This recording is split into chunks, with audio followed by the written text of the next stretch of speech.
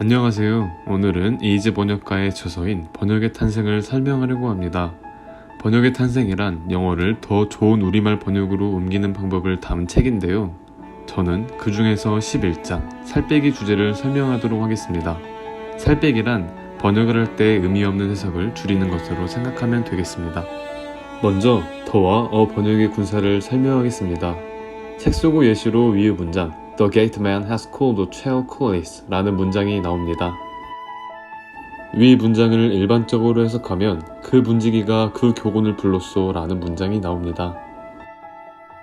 그러나 약 130년 전 조선에서 영한사전을 만들고 한국어 문법서까지 쓴 언더우드 목사는 위 문장을 문지기가 교군을 불렀소 라고 해석을 했는데요. 언더우드 목사는 한국어 조사 가와 을이 영어 정관사 더 역할을 한다고 보았기 때문입니다. 그러나 일본의 언어학자인 오노 스스무라는 기지의 정보와 미지의 정보라는 개념으로 일본 조사 와와 아의 차이를 설명합니다. 여기서 기지란 이미 알고 있다는 뜻이고 미지는 아직 알지 못한다는 뜻입니다. 오노 스스무라의 조사 차이를 설명하자면 지금 여러분 앞에 서 있는 제가 저는 A입니다 라는 말을 한다면 저라는 사람은 지금 청중 앞에 서 있으니 청중으로서는 이미 아는 정보, 즉 기지의 정보를 말합니다. 그래서 여기에 A라는 미지의 정보를 덧붙인 형식이 됩니다. 반대로 여러분에게 제가 A입니다 라고 말을 한다면 A는 청중이 이미 아는 정보, 곧 기지의 정보인데 여기다가 저라는 미지의 정보를 덧붙이는 형식이 됩니다. 즉 기지와 미지의 정보라는 차이점으로 뒤의 조사가 달라진다는 것입니다. 그런데 정관사 더도 말하는 사람과 듣는 사람 모두가 무엇을 가리키는지 아는 정보, 즉 기지의 정보를 가리킬 때 쓰는데요. 따라서 적어도 더가 주어 자리에 왔을 때는 언더우드의 생각과는 달리 조사, 이, 가로 해석하는 게 아니라 는으로 옮기는 것이 더 정확하고 자연스러운 번역이라고 이지 작가는 말했습니다.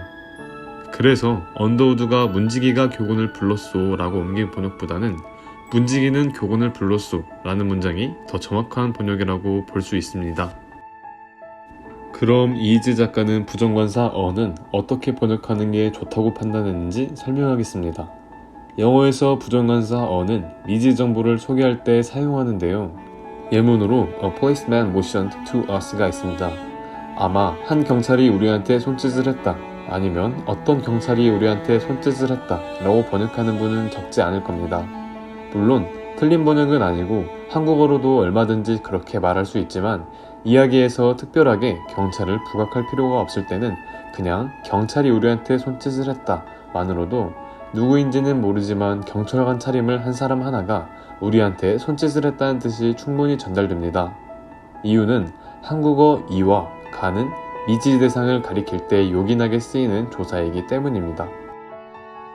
그래서 A nurse asked for my name 하면 꼭 어떤 간호사 또는 한 간호사라고 하지 않고 그냥 간호사가 이름을 물었다 라고 번역하면 된다는 겁니다.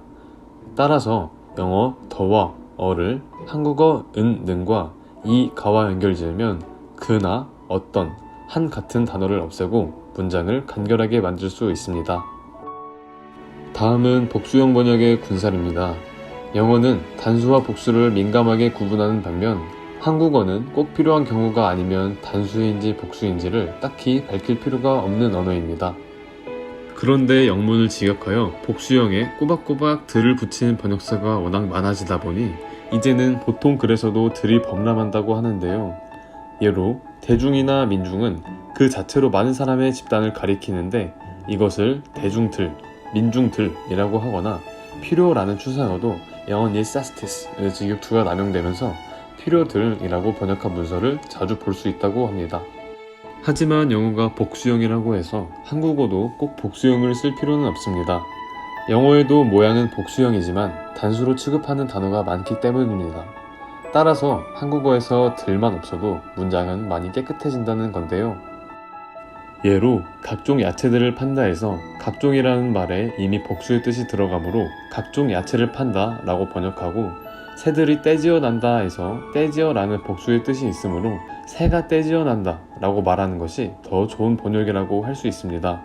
따라서 꼭 필요한 경우가 아니면 들을 붙이지 않아야 자연스러운 한국어로 나타낼 수 있다는 것입니다. 상태를 나타내는 표현의 분사입니다. 상태를 나타내는 표현에는 뭐뭐어 있다, 뭐뭐고 있다, 뭐뭐에 관한 등이 있습니다. 먼저 뭐뭐어 있다는 어떤 상태를 나타내는 데 자주 쓰이는 표현이고, 뭐뭐고 있다는 어떤 동작이 이루어지는 진행형 시제입니다. 현재 한국인은 위 표현을 너무 자주 쓰는데 이 표현들은 전형적인 일본어 문체라고 합니다. 일본어 문체라서 문제인 것이 아니라 한국어 문체를 쓸데없이 흐트러뜨리기 때문에 문제가 된다고 합니다. 뭐뭐어 있다로 번역한 예시로 The Holocaust Memorial in Berlin consists of 2711 concrete slabs 라는 문장이 있는데요. 이것을 콘크리트 덩어리로 이루어져 있다 보다는 콘크리트 덩어리로 이루어졌다 라고 번역하는 게 한결 자연스러운 번역이라고 볼 수 있습니다. 이루어지다는 하나의 동작이 아니라 그 자체의 상태를 나타내는 것이기 때문에 여기에 다시 상태를 나타내는 표현인 뭐뭐져 있다를 덧붙이는 건 과잉 묘사이기 때문입니다. 뭐뭐고 있다의 남용도 우려할 수준이라고 하는데요. 예로 아직은 관심을 두고 있는 후보가 없습니다를 아직은 관심을 둔 후보가 없습니다로 고쳐야 하고, 겨냥하고 있는 것처럼 보인다를 겨냥하는 것처럼 보인다로 고쳐야 더 자연스럽고 읽기 편한 한국식 번역이 완성됩니다. 뭐뭐에 관한 이라는 표현을 남발해도 글이 지저분해지는데요. 예로 A Book on Gardening은 원예에 관한 책이라고 장황하게 적기보다는 그냥 원예서 라고 번역하면 되고, Laws Regarding Environmental Sanitation도 환경위생에 관한 법이 아닌 환경위생법으로 번역하는 게 더 자연스럽습니다. 요약해보자면 영어 더와 어는 한국어 은과 이 가와 연결지어서 번역하는 것과 번역을 할 때 꼭 필요한 경우가 아니면 복수형 표현인 들을 붙이지 않는 것이 있습니다. 마지막으로 상태를 나타내는 일본어 문체 표현을 한국어 문체 표현으로 바꿔 과잉 해석을 하지 않는 것이 있었습니다. 지금까지 이희재 작가의 번역의 탄생, 살빼기 주제였습니다. 감사합니다.